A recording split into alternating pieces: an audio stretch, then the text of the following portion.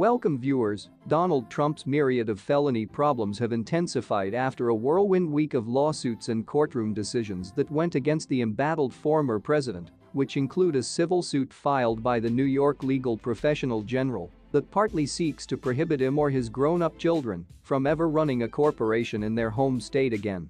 But before we proceed, please kindly take a minute of your precious time to click the subscribe button and hit the notification bell for latest updates from us.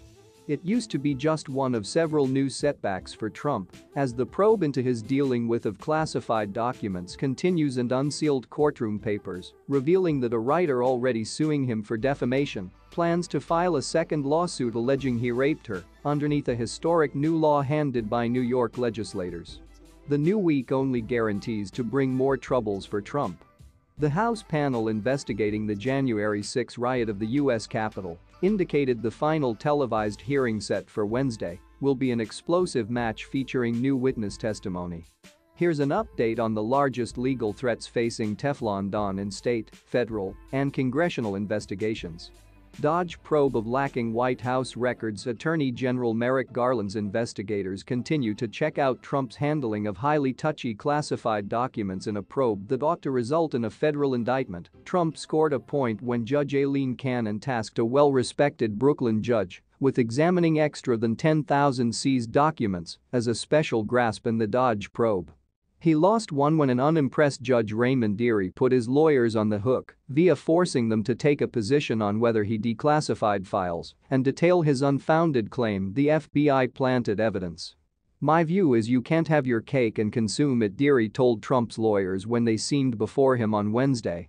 In another blow, the 11th Circuit ruling that gave the Justice Department access to continue searching through the files additionally struck down Cannon's order allowing Dearie to oversee documents marked top secret.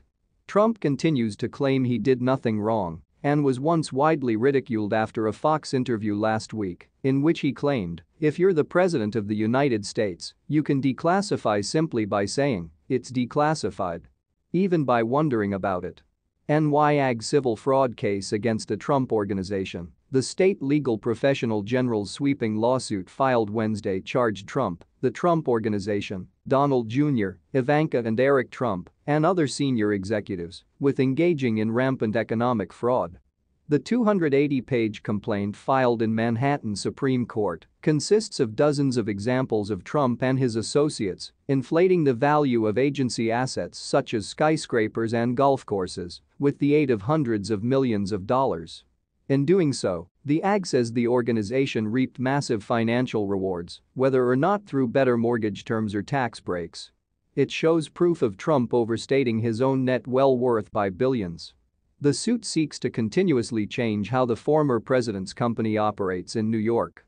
James' workplace also made criminal referrals to prosecutors in the Southern District of New York and the Internal Revenue Service. New York writer's defamation and rape instances. Jean Carroll, who is suing Trump for defamation, now plans to accuse him in a lawsuit of raping her in a Bergdorf Goodman dressing room in 1994. Carroll couldn't previously convey a rape claim in a lawsuit due to statute of limitations laws. However, the newly passed Adult Survivors Act allows victims to sue their assailants for a one-year look-back duration, regardless of when the assault allegedly occurred. In court papers unsealed Wednesday, the former Elle columnist notified the judge overseeing her libel case towards Trump for accusing her of lying about the incident that she'll sue as soon as the statute approves on November 24. Investigations into the January 6 Capitol attack. The House Congressional Committee investigating the January 6 attack on the U.S. Capitol stated it would hold its final public listening to on September 28. What is your take on this video?